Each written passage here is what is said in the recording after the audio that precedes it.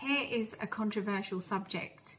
You should not charge for spiritual work. If you asked me 20 years ago, I probably would have said to you, no, you shouldn't charge. However, this comes down to a number of things that I've been through over the last few years. And the number one thing I remember is that when I started off my spiritual business, my son and my husband said to me, what will you survive on? How will you live?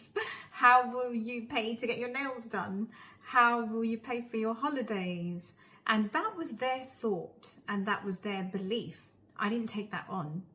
I went into my feminine side of intuition and flow and went with that. Obviously, their masculine energy was going into the logical, the how, the what.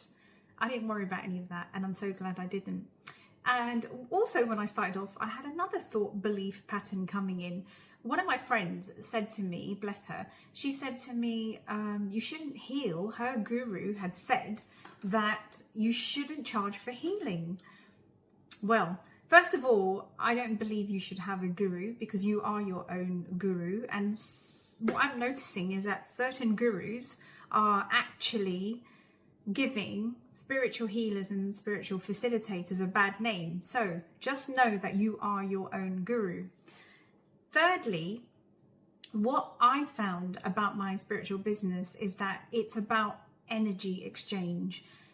You are doing your spiritual business because you've gone through something, you've learned through something, and those skills, that wisdom, those gifts are now being shared to others and helping others.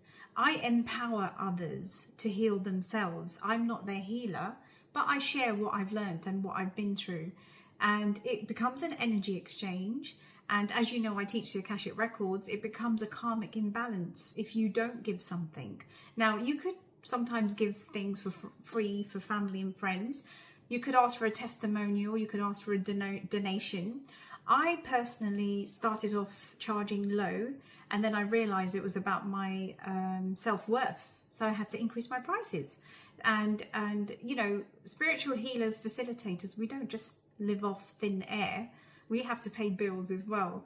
So if you are questioning, do I charge or do I not charge? I hope this answered your question, and it comes down to self-worth. Much love.